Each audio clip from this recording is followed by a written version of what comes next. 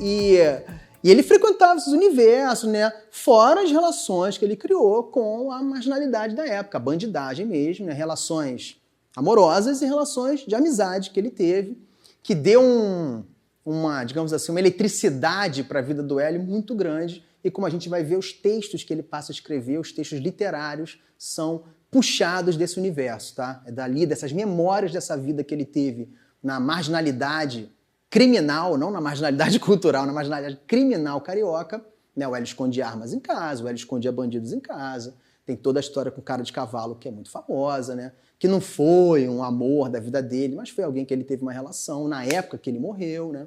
O cara de cavalo. Nesse período, justamente nesse período,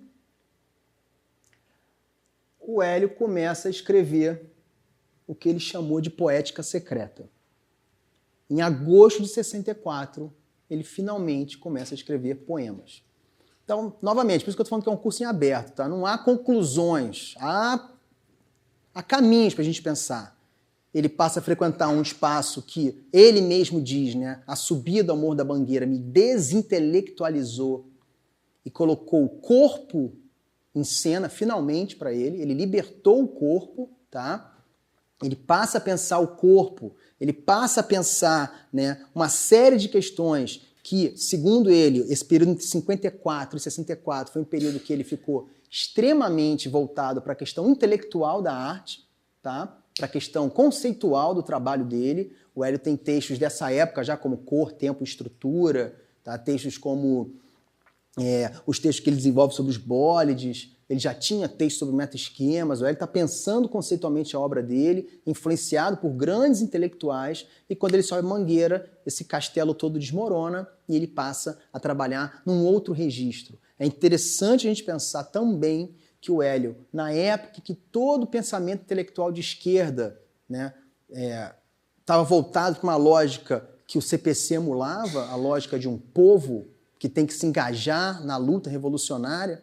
Hoje em dia eu falaria que são palavras do passado, mas está tão próximo novamente da gente, né, que é impressionante. Mas o CPC, né, a lógica do CPC era essa, né? O intelectual tinha que despertar a consciência revolucionária no povo, que era ignorante, não sabia que era revolucionário, não sabia que estava numa luta de classes, cabia ao intelectual despertá-lo para esse embate, para ele participar de uma revolução. Justamente nessa época, o Hélio estava no sentido oposto, ou seja, ele realmente estava vivendo, construindo a sua obra a partir de uma ideia de povo, vamos usar essa aspas aqui, totalmente diferente do conceito que o CPC usava. O povo da Hélio de Sica, que era o povo da Mangueira, ele não tinha que ensinar ao povo da Mangueira a ser revolucionário. Foi o povo da Mangueira que deu ao Hélio de Sica uma nova perspectiva sobre a arte e sobre a sua própria vida, tá?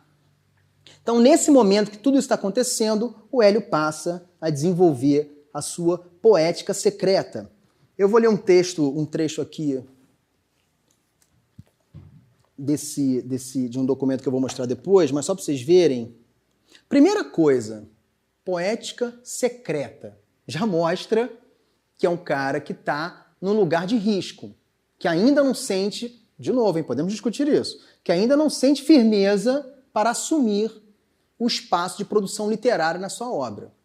Quando ele fala que é secreta, ele está usando isso basicamente para ele, tá? O Hélio não mostrou isso, que eu saiba, pelo menos na época, não foi algo que ele mostrou a ninguém.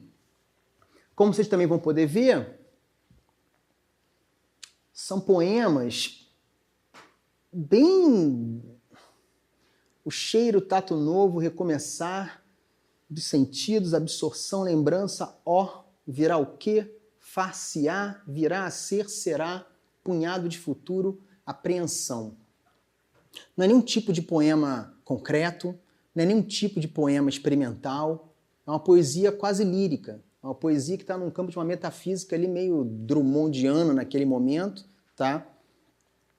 E assim vão os poemas que ele vai colocando nesse documento, né? Poética secreta, a sombra, possível reencontro, antigo encontro só, ei, beleza perdida, a tanto querida, requerida só, secreto anseio inexprimível, indizível só, na incomunicabilidade. É o que eu estava brincando, dizendo que ele é um mau poeta, vocês entendem o que eu quero dizer. Assim, ele estava ali numa tentativa de encontrar uma linguagem poética que, como a gente vai ver, está muito distante do que ele vai chegar, tá? Enquanto dicção própria dele, quando ele se apropria desse lugar da criação poética. Basicamente, esses poemas falam sobre memória, tá?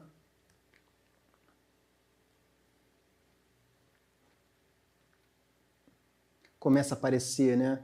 Aqui no final a imagem, memória, o tato, o contato do corpo. Tem toda a questão sexual do Hélio latente que está explodindo nesse momento também, tá? Toda a questão da sensitividade dele com o mundo, pela questão do uso de drogas e por toda a abertura, né, que ele estava tendo para o mundo que ele não tinha a menor ideia que existia. É interessante que, se você parar para pensar, né, esse tipo de texto, água, superfície vítrea, mergulho, se você pensar no bode dele, mergulho do corpo, não sabe, aí você tem que, né, é sempre complicado esse negócio de causa e efeito, né, o que faz, o que influencia o que, se esse poema, quase um haikai, né?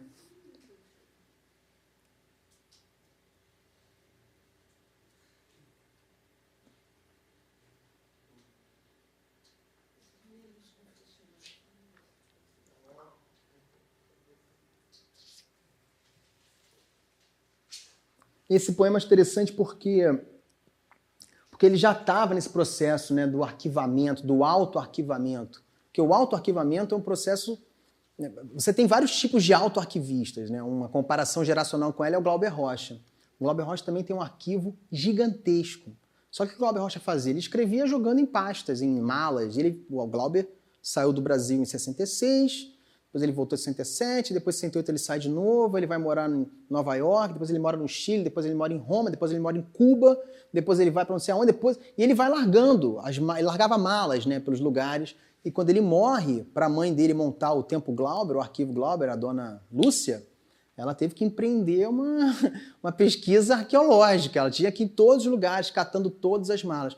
Quando o Hélio morreu, estava tudo organizadinho, tá? Então ele é um cara que sempre trabalhou com essa questão da memória, né? Uma perspectiva de futuro da obra dele, muito jovem, mas ele sempre teve esse norte, digamos assim, para pensar o seu trabalho. E aí a gente já vê também, né, o seu primeiro... Talvez a poética secreta dele venha muito daí, de o primeiro lugar que ele está começando a liberar um certo tipo de pensamento, um certo tipo de vivência, digamos assim, que não era exatamente, né? Vocês imaginem que em 1964 o Hélio de Sica se assumiu homossexual no meio intelectual carioca, extremamente machista, extremamente misógino que era, tá? Só para vocês terem uma ideia, pensem, por exemplo, no jornal Pasquim, que é de 69, e que era um jornal, apesar de toda a nossa alegria por ele ter existido, ele era um jornal de um grupo de intelectuais cariocas machistas, que acabaram condenando uma série de pessoas por essas posições. Né? O Hélio foi visto por esse grupo como um cara estranho. Né? Sempre era ele, Caetano, Gil, toda a geração do tropicalismo que colocou essa questão do corpo, essa questão de uma sexualidade dúbia no centro de um pensamento, de uma produção estética e cultural. Esse processo aí da poética secreta, ele acaba nesse documento de julho de 64, ou seja, antes de fazer aquele que mostrei para vocês, tá? Aquilo ali é uma espécie de ele meio que consolida num documento só os poemas que ele vai escrevendo. Nesse documento Poética Secreta, ele explica um pouco o que é, e eu vou ler aqui o trecho para vocês, que começa aqui, ó. Secreta é o que quero. Secreta é o que quero, pois que não sou poeta, mas uma imperiosa necessidade me leva à expressão verbal. Quando me encontro aqui nas vivências cotidianas que nas obras procuro construir idealmente, vivência da obra transformando as vivências do cotidiano, aqui, né, nessa produção, essas vivências constroem o pensamento ideal e orientam-no em novas perspectivas, numa outra visão, desconcertante por certo, principalmente agora, para mim. A experiência do que se convencionou chamar vida toca aqui seu dedo no ideal das aspirações, da liberdade, da vontade, mostra certas vias, certas intuições, surgem em botão, florescência do cotidiano. Então o Hélio começa a trabalhar, a relacionar a expressão verbal, a imperiosa necessidade de uma expressão verbal, tá, que ele tinha, ele vai deslocando para esse universo da poética secreta. Porém, o que é interessante pensar é que nesse momento ele também está produzindo os textos de arte dele freneticamente. Ele escreve A Dança na Minha Experiência, para falar da experiência dele na Mangueira. Ele escreve As Bases Fundamentais para a Definição do Parangolé, tá? Que é o texto que fundamenta, né, como diz o título, o pensamento estético e conceitual do Parangolé. Ele está escrevendo uma série de críticas, textos críticos sobre os seus amigos, né, como um paralelo do Hélio dessa geração nos Estados Unidos é o Donald Judd, né, que foi um grande crítico de arte da sua própria geração. Ele também escreveu bastante sobre a geração dele. O Hélio tem textos sobre Vergara, sobre Mícar de Castro, sobre Antônio Dias, sobre Rubens Gershman, sobre Raimundo Collari, sobre Lígia Pape. Ele escrevia sobre todo mundo. Escrevia textos para exposições, escrevia textos que eles pediam, tá? E o que também a gente não está discutindo aqui, que é um paralelo disso, a produção missivista do Hélio, né? Ele era um cara que escrevia cartas e mandava cartas também sem parar.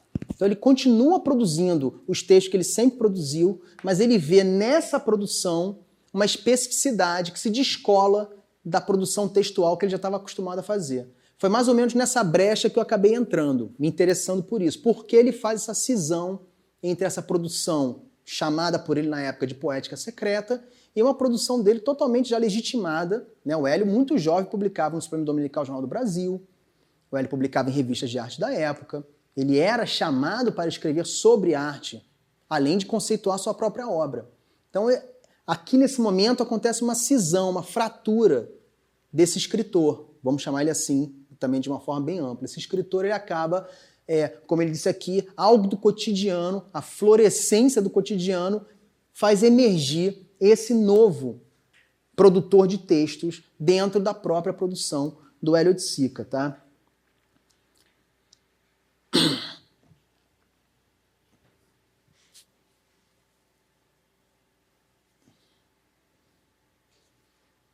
Ainda muito arraigada, na minha opinião, a um lugar de pensamento mais estetizado sobre o mundo, sobre sua própria obra.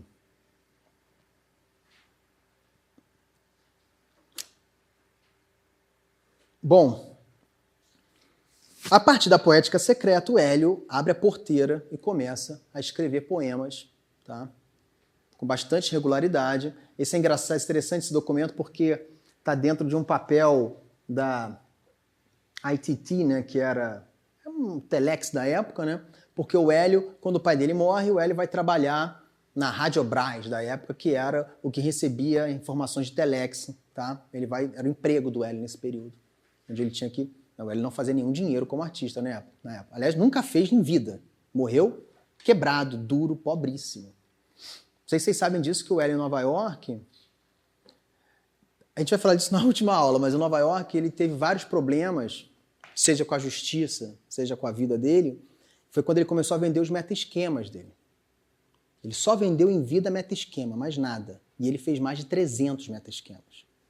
Por isso que a gente vai em feiras de arte, em coleções particulares, sempre tem um meta-esquema do Hélio, não é?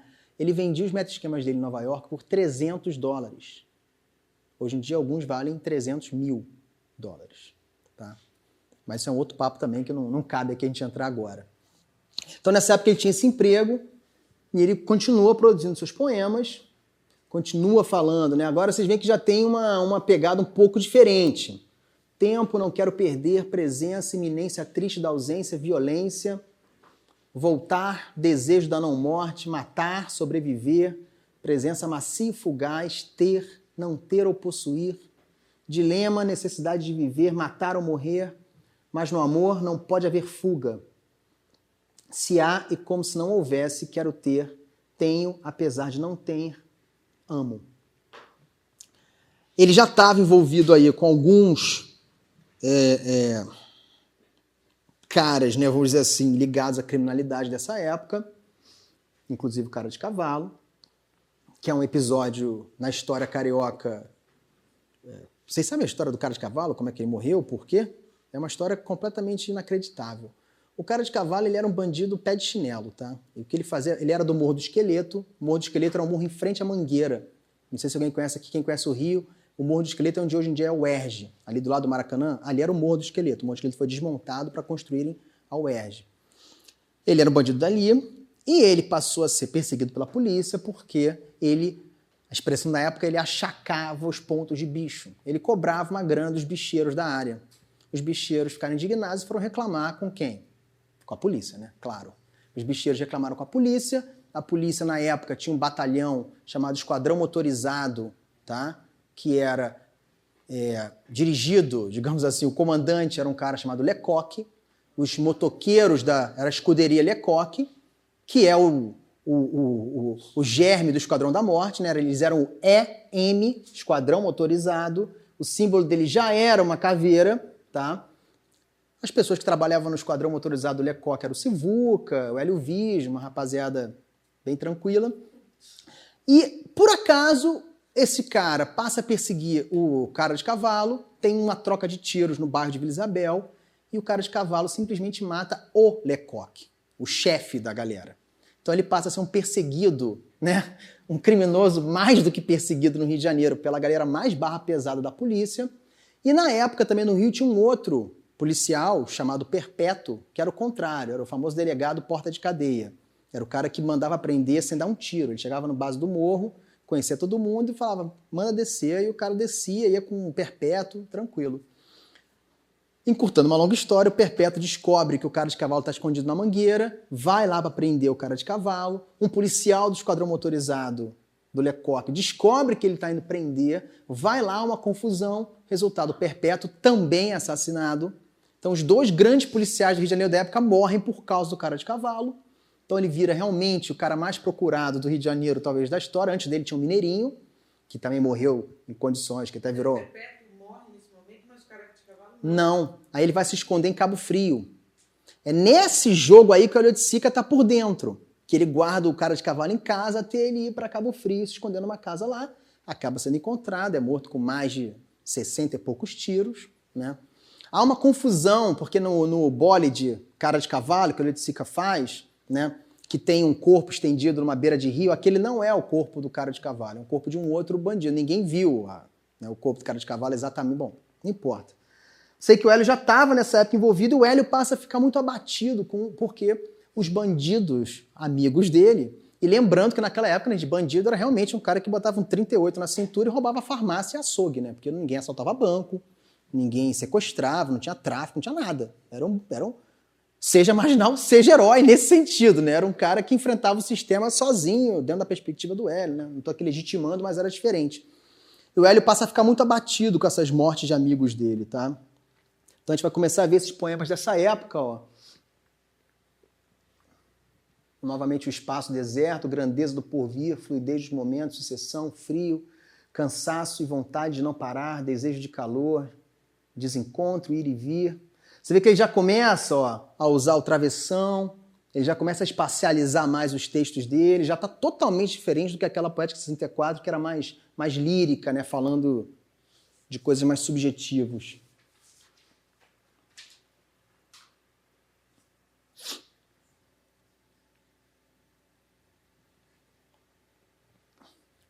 Esse já é um de 68, que ele fala do Cara de Cavalo. Qual a nova cara de cavalo, assoalho ou baralho da vida, pútrido odor, sabor. E aqui ele começa a fazer o que ele vai fazer muito na obra dele, escrita, que são essas, né, chamadas palavras valises, né? Se você pegar o mote lá do Joyce que os irmãos Campos trabalham, que é muito importante para ele, né? Que a gente vai falar na aula amanhã, já em 68, em novembro de 68, que é esse documento, tá vendo? Também ele fazia isso, né? Ele datava todos os documentos. Em novembro de 68, o Hélio já passou pela relação dele com os tropicalistas, o Hélio já tem toda uma rede, né, vinculada aos compositores baianos e ao grupo concreto que ele retoma, como a gente vai falar amanhã, um primeiro contato na década de 50 que é rompido pela disputa concreto e não concreto, depois, por causa do tropicalismo, o Hélio retoma a amizade com os irmãos Campos, principalmente com o Haroldo de Campos, que foi um dos grandes mentores do Hélio ao longo dos anos 70, como a gente vai ver amanhã. Então aqui você vê que ele já está começando, ó, sabor, salabor, salibidor, ele já está começando a criar, tá, expressões que é uma coisa que vai ser marcante na produção dele dos anos 70. Teve, foi um grande amigo dele. Foi o grande amigo dele, né? O que a gente vai discutir amanhã é justamente essa relação que ele vai travando com poetas. Primeiro Ferreira Goulart, Torquato Neto, Rogério Duarte, depois Haroldo de Campos, Augusto de Campos. O Décio Pignatari foi uma relação sempre um pouco tensa deles dois, mas ele admirava também, mas nunca foi amigo do Décio, né? Tem ele, o Décio e o Zé Lino Grunwald num botequim na Mangueira.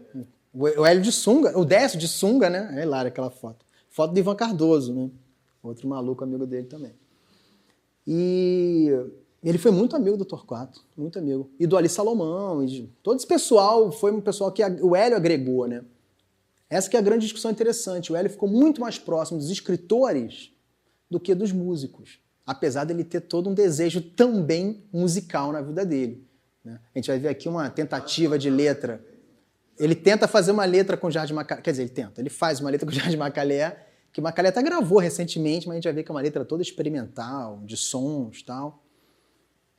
Todo esse pessoal ficou muito amigo do Hélio por causa do tropicalismo, né? O Hélio vinha muito a São Paulo em 68, que era aqui que o pessoal estava, né? O Caetano e o Gil, com o famoso prédio ali na Avenida São Luís e tal. E o Hélio frequentou bastante. É por causa deles que o Hélio conheceu todo esse grupo, que vai ser o grupo depois chamado da Cultura Marginal Carioca, né? Quando ele volta de Londres em 69.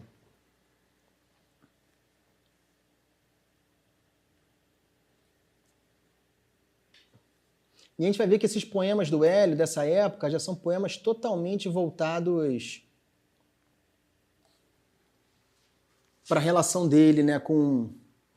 Você vê que ele nunca fala muito, né? São poemas que você tem que ler e tua louca lembrança, negra solitude, onde andaras no tempo, Gol do Rio...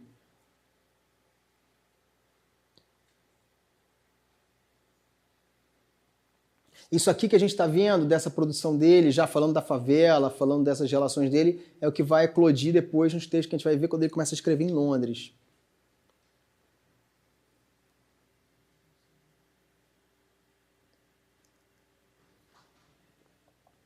Desculpa.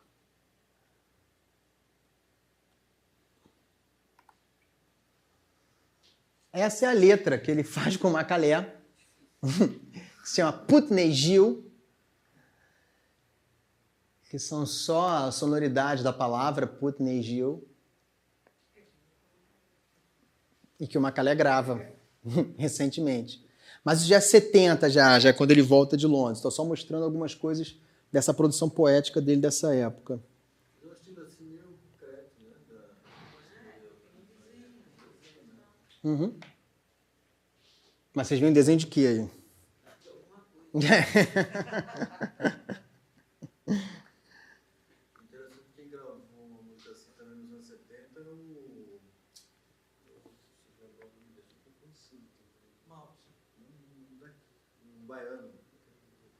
O Baiano. Você está falando da Bate Macumba que você está falando? Não, né? É, do autor dela. Gilberto Gil? Tom Zé? Tom Zé também fazia usando só no sei. Ah, fez muito, né? No disco, no Estudando Samba, principalmente, né? Esse já é um poema de 71, quando ele já está em Nova York, mas eu só botei aqui para vocês verem como que ele vai mudando e como que ele chega já num formato totalmente diferente, apenas, né, 7 anos depois ele já está com outra pegada, já é um poema visual, ele já está trabalhando com várias línguas ao mesmo tempo. É só para vocês verem como que o Hélio vai, como que assim, a poética secreta de 64 não foi um espasmo dele, não foi algo que ele fez ali porque precisou. Ele continuou esse processo de produção, tá? A gente vai continuar. Ele foi para Nova York em 71, já em dezembro, final de 70. Ele já está em Nova York já aí. Não, mas é que a Guerra Secreta começa num tom confessional, mais adolescente. Mais de... O que eu penso muito... O que eu penso muito sobre a poética secreta, né, eu acho que foi aquele momento que todos nós temos, a imperiosa vontade, necessidade de expressão verbal, né? Acontece alguma ruptura na sua vida, alguma transformação que você é levado a arriscar aqueles famosos versos, né? Ou aquela escrita, né, quebrada que você acaba ali... Alguns seguem a vida de poeta, outros guardam aquilo como um registro de um momento da sua vida.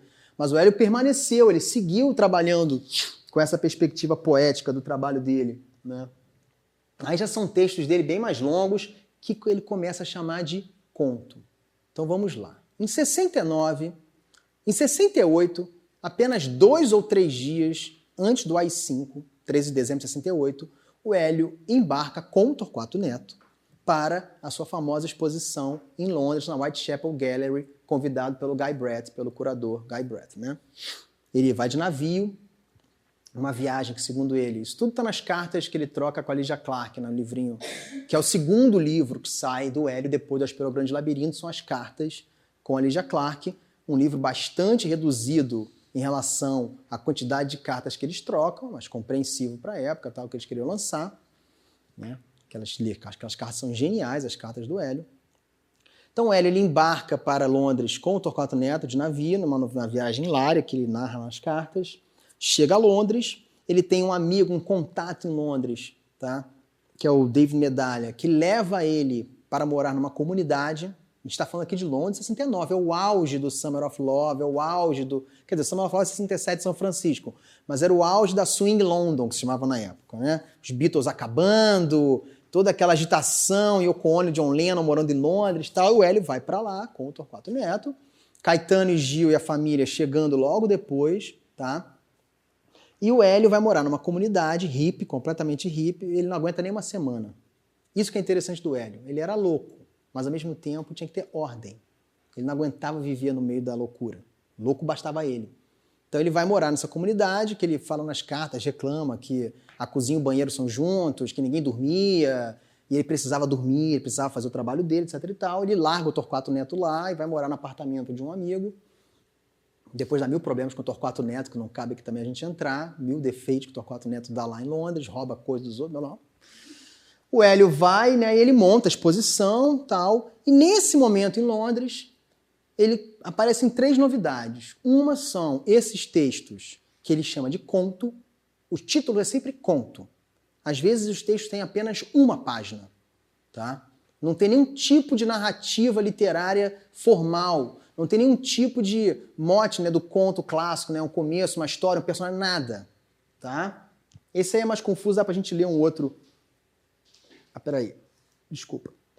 Ele começa a produzir os contos, ele começa a escrever roteiros de filme, ou seja, ele se interessa por cinema, e ele começa a pensar pela primeira vez em fazer um livro. Esse primeiro pensamento dele sobre o livro ainda era um livro que a gente comumente chama de livro de artista, né? Um livro que seria um suporte para o seu trabalho de artista, e não um livro que tivesse os textos dele. Isso quando ele chega a Londres. Quando ele volta de Londres, ele já está pensando um livro que contemplasse a produção escrita dele, tá? Porque ele começa a produzir esses contos, isso aqui é um roteiro dele, chamado Boys and Men. Ele tem vários roteiros desses, tá? Tem Nitrobenzol em Black Linoleum, ele faz muitos roteiros, nenhum ele filma, nenhum ele leva à frente. Aí é só a segunda parte do roteiro, né? A homenagem to Joyce and Worrell é o filme. Escrevendo todo em inglês. Aí são, bom... De novo, né? Vocês vendo isso, vocês mesmos, é muito melhor do que eu ficar aqui lendo para vocês isso. Isso aqui também, desculpa, ele já volta para o Rio. Aqui também é um plano que ele já volta para o Rio. Cadê os... Aqui. Ele está em Londres, tá? BRN lá em cima é Brighton. Ele mora em Brighton durante um tempo, na Inglaterra.